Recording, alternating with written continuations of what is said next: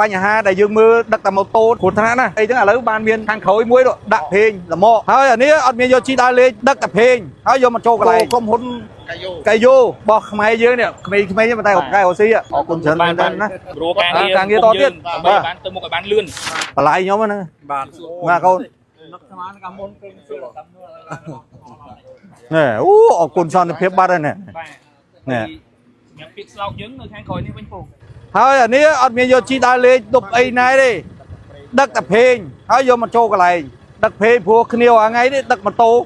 ចិត្តមួយឆ្នាំហើយវាបញ្ហាគ្រោះថ្នាក់ណាគ្រោះថ្នាក់បញ្ហាដែលយើងមើលដឹកតែម៉ូតូដឹកអីចឹងឥឡូវបានមាន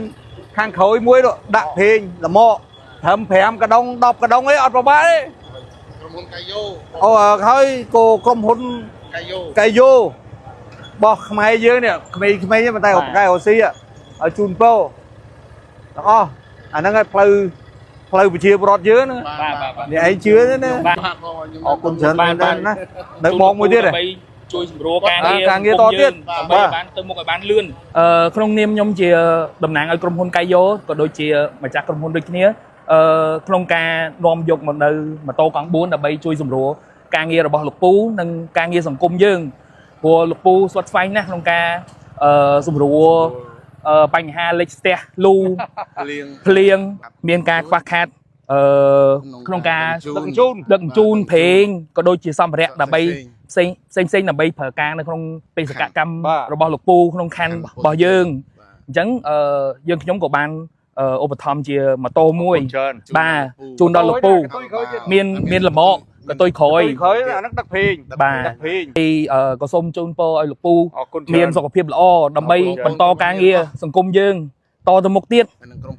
នឹងក្រុមការងារទាំងអស់ទាំងអស់ដូចគ្នាឲ្យបានសុខសប្បាយជោគជ័យបាទណែអូនបាទអរគុណអើយអរគុណច្រើនលើលប់ណែពូយើងណែដឹកជូនច្រើនដើម្បីសម្រាប់បន្ទុកអានេះដឹកភេងព្រោះថ្ងៃដឹកភេងអានេះវាដាក់នៅខាងមុខពិបាកមែនតើហ្មងដឹកភេងមែននៅចិត្តអានេះដឹកភេងបានច្រើនសម្ភារៈយើងដើម្បីធ្វើការបានច្រើនបាទ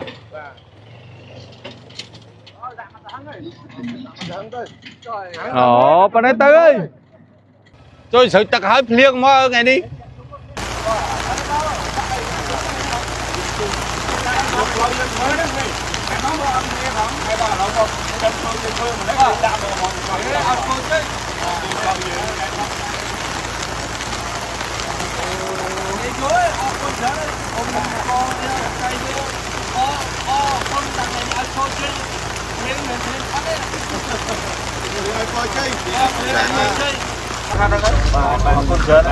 អរគុណច្រើនហើយខាងនេះបន្តទៀតអរគុណច្រើនអូនឃើញតែបើកលោកគ្រូបាទអរគុណច្រើនបាទអូយអរគុណច្រើនចាំមើលមានខ្វះខាតអីថ្ងៃក្រោយអាចតវ៉ានិយាយគ្នាបានទៀតមានការបានទៀតអរគុណច្រើនបាទអរគុណច្រើនអរគុណច្រើនបាទជំរាបលាគ្នាបាទអរគុណច្រើនបាទថ្ងៃតៅបន្តិចឡើង